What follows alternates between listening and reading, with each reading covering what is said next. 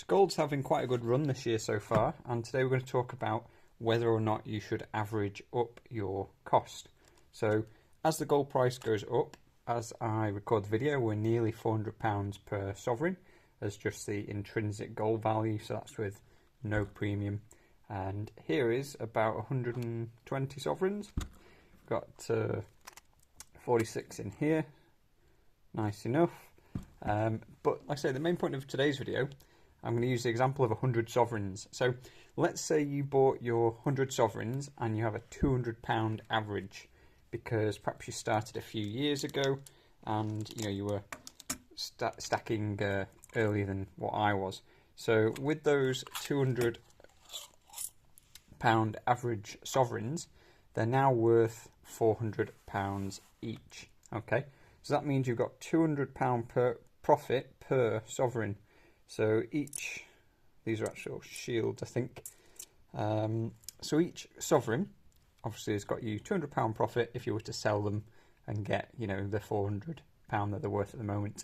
So you've got a total of 40,000 in value in your 100 sovereigns, and you're therefore in at a 20k profit. So let's say you stop stacking and that's where you're at. If you were to carry on stacking though, you are still stacking to this day, and you did another 100 sovereigns and they averaged £300 per sovereign. So you've got 10k profit on those if you were to sell, and 20k profit from the original. But you've got 80k of value, so you've got twice as much value because you've obviously got twice as many sovereigns. So you've got more profit and you've got more value that's stored there, in especially if you're comparing fiat terms. So that's okay, that's all well and good. So if you were to stop stacking then, you've obviously got your 200 sovereigns and you are good. But what if you carry on? So you then carry on, get another 100 sovereigns, and they're at around 400 average. So that's like the current price, if you were looking at the markets. Well, if you carry on, then you've still only got the 30k of profit that you had 100 sovereigns ago. But the real power is then what happens when they get to 500 each.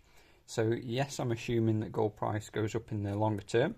When it was £200 a sovereign was certainly a few years ago, but I've still got sovereigns that were under £300. So it's not, miles and miles into the distant past. We're talking like 5-6 years ago when you could get sovereigns in the 200s, maybe some even more recent than that.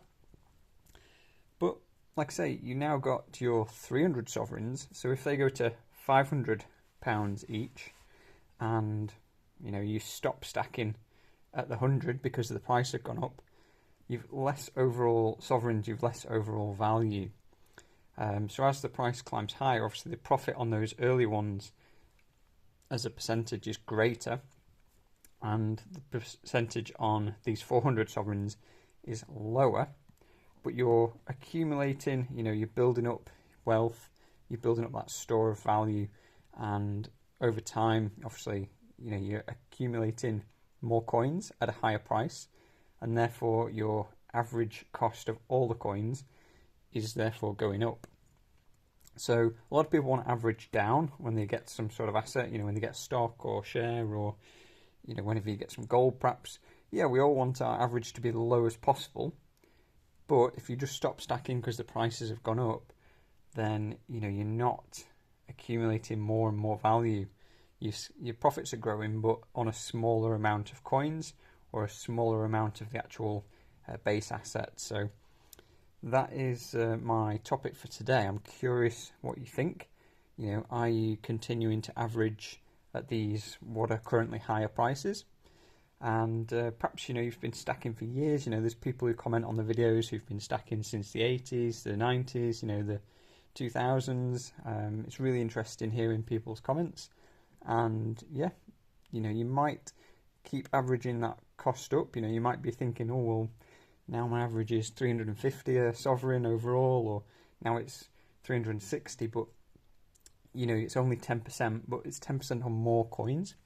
So I'm curious what you think. Would you rather have 100 sovereigns at a £200 average, or would you rather have 300 at a 400 average? I'm interested to see what you think. So I'm still buying, obviously. I just buy with a cost average approach and just keep, accumulating in over time. Haven't just bought any this week, but just, down to what I see at what prices. Like these shields, the first ones I was buying were £350, £340. And I've not really seen any shields for less than about 420, 430, or at least not many over the past past year or so at least. Obviously more collectible examples go for a lot more, but my first shields were coming in at £350 when perhaps a bullion normal sovereign might have been 320. I'd have to just check back. But I'm curious to see what you think, guys. Let me know in the comments. We'll talk soon.